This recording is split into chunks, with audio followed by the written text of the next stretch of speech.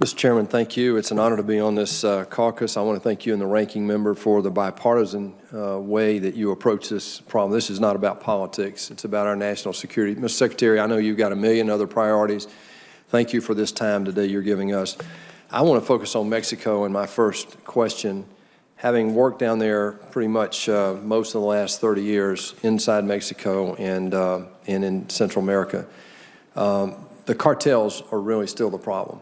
And right now, this week in my state alone in Georgia, we'll lose 40 people to drug overdose, 40 people this week. You know the numbers.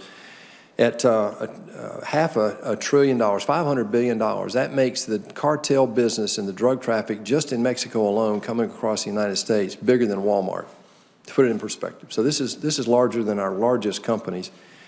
And on the human scale, just this month, we'll give the cartels over $1 billion, or somehow they'll earn $1 billion just from the human traffic coming through the southern border, just in the stipend, the $5,000 to $8,000 fee that they charge the cartel. I was just down at the southern border a few weeks ago out on patrol with our CBP, and Mr. Secretary, I can tell you they are the best that we have. They are doing a fantastic job. They're just overwhelmed. 140,000 people this week. My question is this: If a cartel was sending a cruise missile into Dallas, Texas, and killing 70,000 people, I think our response would be just a little less measured than it is today. And so my question, it's not necessarily just a State Department issue, it's also a defense issue, a Treasury issue. You've mentioned several just this morning. How can we, on top of the Merida initiative, and I want to get to Cordy later in Central America, what else can we do to put these cartels out of business? We've been trying to do this since the term narco politics came to Central America 50 years ago. What can we do to put these cartels out of business? Because they are really the ones that are benefiting from this tragic disaster we have. Senator Perdue, I wish I thought there was a silver bullet to this. I don't believe that. Yeah. I believe it takes sustained effort from the United States, all across the United States government, and importantly, sustained effort from our partner countries. It is the case that there are spaces in Mexico where these cartels have enormous capacity, and the risk of corruption is very, very real, and the ability to control that real estate and deny them the capacity. It's the same, you mentioned other fights, right? The counterterror fight. We see this all the time about, right? We took down the caliphate. We took down the piece of real estate. That makes it harder. It raises the cost for them to act in ways that are harmful to the United States. We have to act with that same rigor.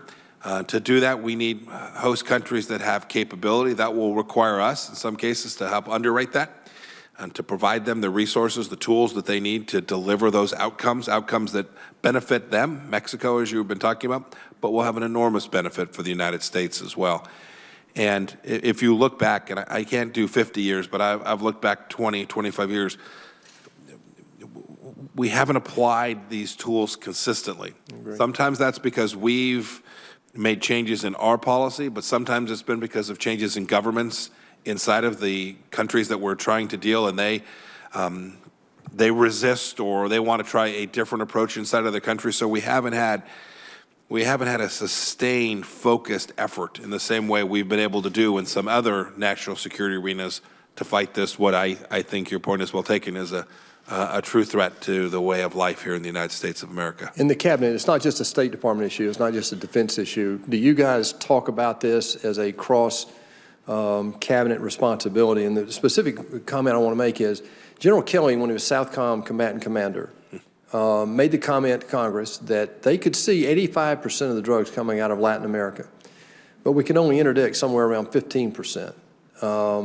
In your mind, do you agree with that assessment? Secondly, what can State Department and Defense do together to improve the effectiveness, if you will, in interdiction? And I know it goes back to some of the same answers you just gave in terms of partners and all that, but there's no silver bullet here either. No, that's right. Yeah, I think that data's about right.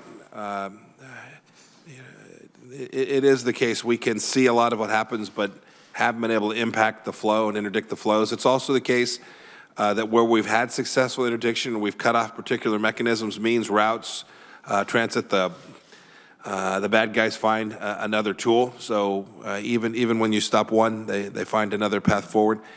I think when I stare at some of these end up being Coast Guard issues, right? As you're describing some of these routes that I think General Kelly would have been referring to.